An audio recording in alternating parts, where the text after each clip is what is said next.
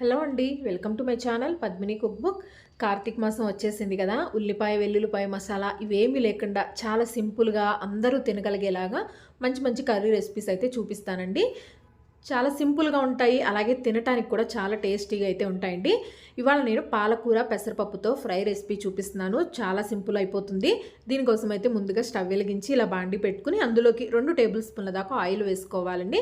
తర్వాత ఇందులోనే పచ్చిశనగపప్పు, మినపప్పు, ఆవాలు, జీలకర్ర వేసుకోవాలి. ఈ పోపు కొద్దిగా వేగుతుండగానే ఒక పచ్చిమిర్చి అలాగే కొద్దిగా కరివేపాకు కూడా వేసుకొని పోపు అంతా బాగా వేయించుకోవాలి.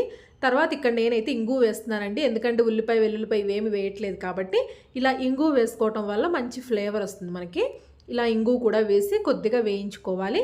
ఇవి ఇలా వేగిపోయిన తర్వాత ఇందులోకి సన్నగా కట్ చేసుకున్న పాలకూరను వేసుకోవాలి. ఇక్కడ నేనైతే 2 కట్టల పాలకూరను తీసుకున్నానండి. పాలకూరను శుభ్రంగా కడుక్కొని ఇలా సన్నగా కట్ చేసుకోవాలి. మనం ఆకుకూర ఎంత ఎక్కువ క్వాంటిటీలో తీసుకున్నా సరే కూర ఇంట్లో అందరికీ సరిపోదు కదా. ఇలా పెసరపప్పు వేసి ఆకుకూరలు తయారు చేసుకుని చూడండి, ఇంట్లో అందరికీ కూడా కూర అంతా సరిపోతుంది. అలాగే కూర కొద్దిగా ఒదిగొస్తుంది కూడా. ఇక్కడైతే నేను నానబెట్టుకున్న పెసరపప్పుని 1 కప్పు దాకా తీసుకున్నానండి. ఒక 10 నిమిషాలు పెసరపప్పును నానబెట్టుకుని నీళ్ళు మొత్తం తీసేసి ఈ పెసరపప్పును కూడా ఇందులో వేసేసుకోవాలి. పెసరపప్పు కూడా వేసుకుని ఒకసారి మొత్తం అంతా బాగా కలుపుకోవాలి. ఇంకా ఇందులో పెసరపప్పు ఉడకటానికి వాటర్ ఏమీ పోయక్కర్లేదండి. పాలకూర మనకి ఉడుకుతుండగానే కొద్దిగా వాటర్ వస్తుంది కాబట్టి ఆ వాటర్తోనే పెసరపప్పు అంతా కూడా ఉడికిపోతుంది. మూత పెట్టేసి కొద్దిసేపు ఉడికించుకోవాలి. ఒక 7 నుంచి 8 నిమిషాల పాటు ఇలా ఇందులో ఉన్న వాటర్ మొత్తం ఇంకిపోయి కూర అంతా దగ్గర పడే వరకు ఉడికించుకున్న తర్వాత ఇందులోకి పసుపు, ఉప్పు, కారం వేసుకోవాలి. ఇక్కడ నేను 1/2 టీ స్పూన్ పసుపు, అలాగే ఉప్పు కొద్దిగా తక్కువగానే వేసుకుంటున్నానండి. తర్వాత ఇందులోనే ధనియాల పొడి 1 స్పూను, అలాగే కారానికి తగినట్టుగా కారం కూడా వేసుకోండి. ఇక మీరు మసాలా తింటాము అనుకుంటే కనుక గరం మసాలా వేసుకోవచ్చు, ఉల్లిపాయ ఇలా మీకు నచ్చినవి కూడా వేసుకోవచ్చండి.